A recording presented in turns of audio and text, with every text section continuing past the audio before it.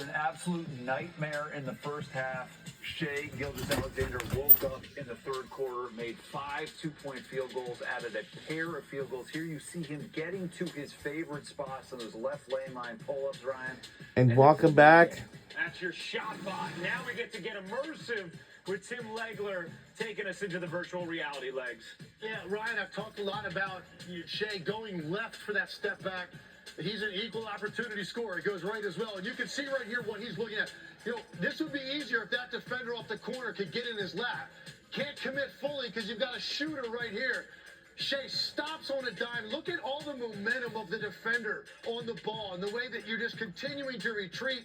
He stops, elevates, lean back 15 foot. This, to me, typified what the third quarter was. Shai Gilgeous-Alexander getting to the places on the court he loves the most. An awesome look at it there from Kirk and Legs. We welcome you to the start of the fourth quarter for our Western Conference Finals Insight Cast. Our first ever Insight Cast. Ryan Ruocco, Kirk Goldsberry, Tim Legler with you. Williams can't hit that mid-range. All right, Legs, just talking in the break. I know one of the guys you're focused on at the start of this fourth quarter is Anthony Edwards, who begins the quarter on the bench, but who you feel like Minnesota's going to need something more out of in order to come back in this game. There's been no electricity from him. Right? He's too dynamic for that to be the case for an entire game. I know he's going up against a great defense, but against a great defense, it requires... And it's a 3 for Minnesota. Skills, the only one on the roster that has those skills to be able to do something where he can bunch together some buckets. He hasn't done it. 18 points, 5 for 12. Okay, that's not what Anthony Edwards has to be in this series against this defense. Meanwhile, speaking of special physical skills... Yes, a 3. Yes. After Reed had made a ridiculous play, saving the ball in bounds and whipping it to the wing for a DiVincenzo 3, but a big response from Oklahoma City. So in this game thus far, Minnesota's turned it over 14 times. Yeah. It's led to 22 Oklahoma City points. They have a 22-8 advantage in points off turnovers.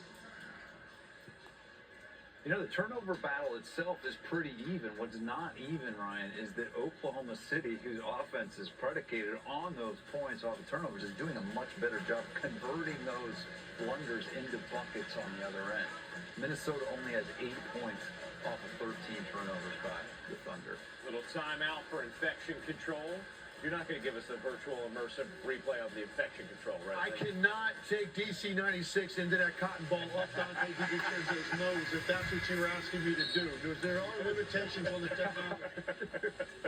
It's about the only thing you can't do with it. Not with that attitude, dude. So how about, guys, Legs, you just laid it out, the importance of Edwards come back. If Minnesota's going to come back in this game. He is on the bench right now.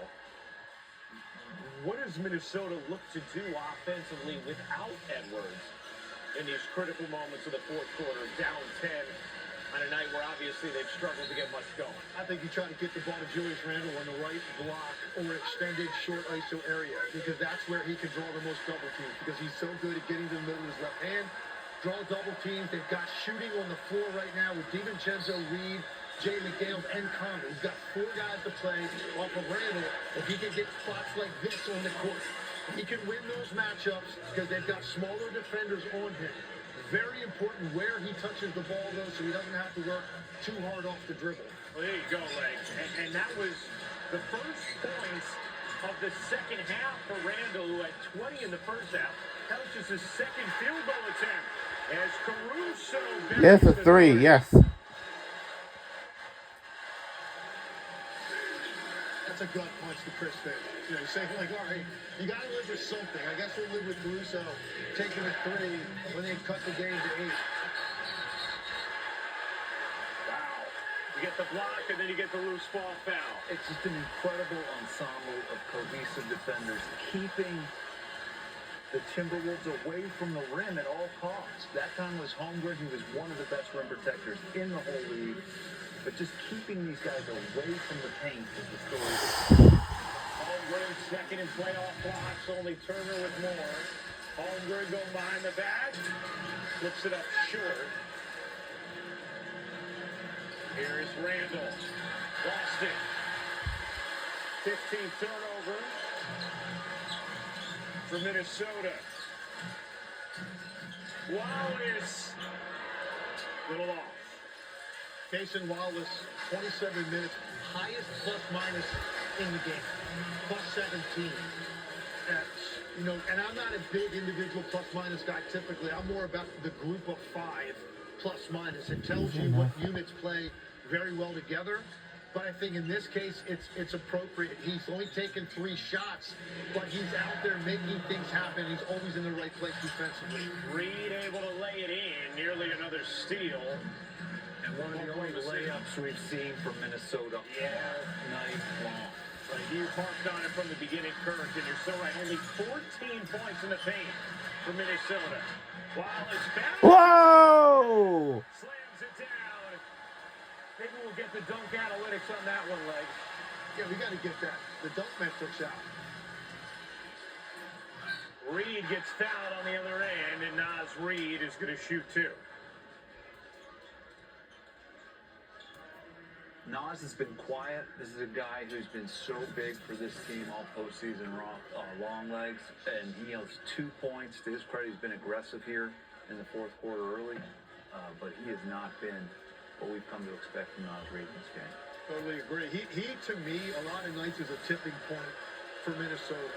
Because he is capable of giving you, on a bad night 12, he can give you 20 some nights. And he is the answer for teams that try to protect against Anthony Edwards in the paint or Julius Randle, because his ability to space the floor, it's just different spacing when he's on the floor as opposed to Gobert. But he just has not gotten it going tonight. 1 for 9. He's missed, several looks that he normally makes. I think he's another. If they want to win this game, I said you're going to need electricity out of Anthony Edwards. I also think you're going to need a splash out of Naz Reid as well. So Reed 0 for 5 from 3. DiVincenzo 3 for 10. Alexander Walker 1 for 8. Conley 1 for 5. A lot of misses from that supporting cast there around Edwards and Randall.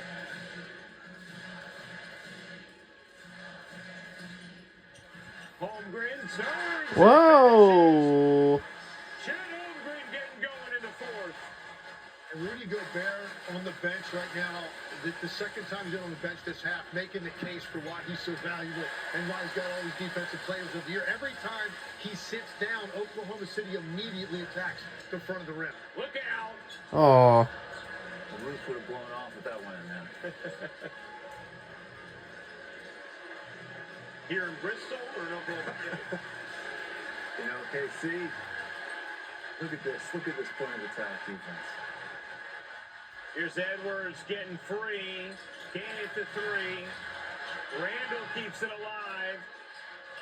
DiVincenzo gives it up. Randall in the paint is fouled. And free throws here for Randall. Fortunate there. I thought Naz Reid had a chance to pull the trigger on that first one when the ball swung to him. He didn't like the look. Holmgren was closing. That's a lot of length. So instead puts it down. And that's a great interior pass to Julius Randle along the baseline to earn 2 free throws. I mean, just to go back to the points in the paint, Minnesota averaged 47 points in the paint per game in the regular season, right? Only 20th in the league, but 47 points. Playoffs, they've averaged 52.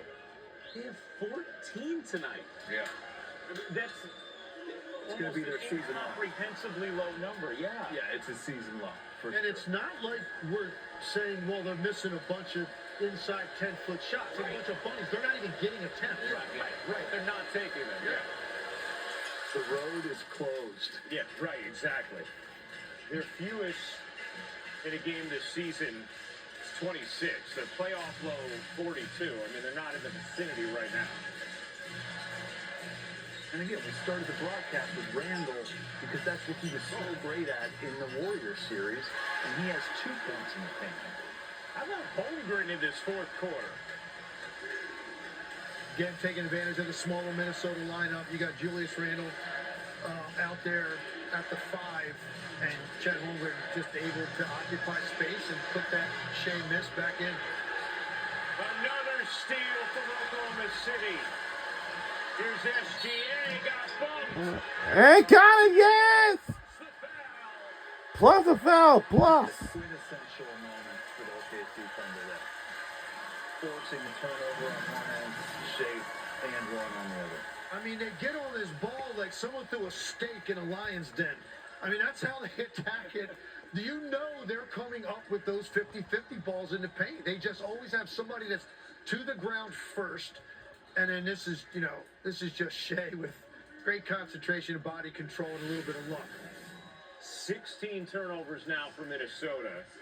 24 points off of those turnovers for the Thunder. We talked about it earlier, though. Minnesota entered this game, and even though they won the final 3 games against Golden State, they had turned it over 20-plus times in each of those 3 games. First team to do that in the playoffs since the 07 Jazz. The Thunder, their largest lead of the night. The NBA Western Conference Finals Insidecast is presented by YouTube TV. There's no TV like YouTube TV. We'll be right back on the other side. Don't go anywhere.